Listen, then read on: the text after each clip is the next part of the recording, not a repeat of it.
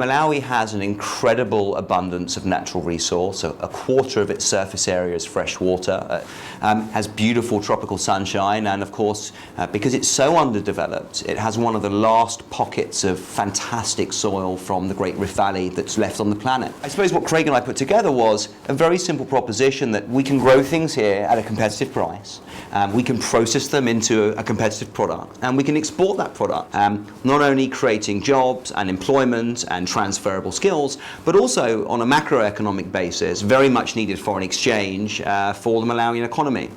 It turns out that for a variety of reasons, including climate change, local domestic pressures on those supply chains in the main countries of manufacturing, that put simply, there just isn't enough material for an export market, which of course every year is growing bigger and bigger and bigger, particularly with developing and emerging nations, including nations in Africa. To give you an example, one of the major international brands told us that over a 7-year period, the demand in Africa alone for fruit juice, excluding South Africa, is going from 100 million litres to 850 million litres during a 7-year period. So we always describe it as a perfect storm of opportunity for a country like Malawi. There is a wonderful opportunity here to turn some of these 4 million mango trees, for which there's almost no local market, into a real cash earner for smallholder farmers. You see, one of the biggest problems, of course, with smallholder agriculture is the divergence and the disparity of the population. They're in different geographical locations, monitoring, communication, transport, harvest, all of these things are challenges. So one of the things we thought we'd do is, if on our next farm we took 500 hectares, we split it up into half-hectare plots, and we brought smallholders to us from the immediate vicinity as what we call undergraduates. And for 1 year on that plot, under a microfinance arrangement, you farm exactly what we farm on our hub, which surrounds it. So you're doing exactly the same thing as us. The difference is, though, instead of when we harvest that product, instead of it coming to our factory, so we buy it, what we've said is, no, we want value to remain there in the smallholder chain for this, or more value. So we're going to sell this crop as your agent into the fresh market. Now, why is that important? It's important because it keeps more margin with smallholders.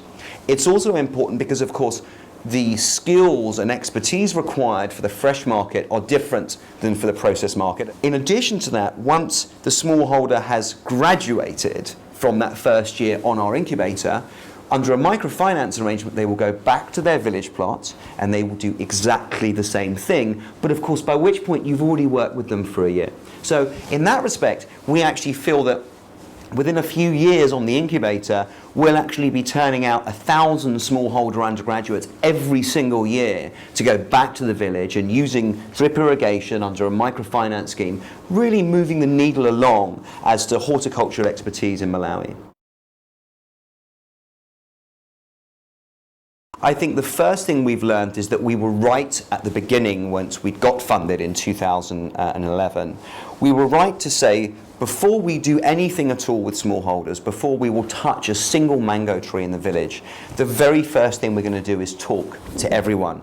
And we're not just going to do it once. We're not just going to go and hold a town hall meeting and discuss things with them. We're going to go and we're going to keep going and going back. And I can tell you that in the first 9 months of our operation, we didn't touch a single tree, and we held literally hundreds of meetings across the Salima district, which is our HQ. I think that decision to go through that entrenched and detailed, what we call a sensitization process, I can honestly say it's one of the biggest single reasons why we have succeeded today. 97% of the population are unemployed. We feel strongly that there's a reason why the word culture is in the word agriculture.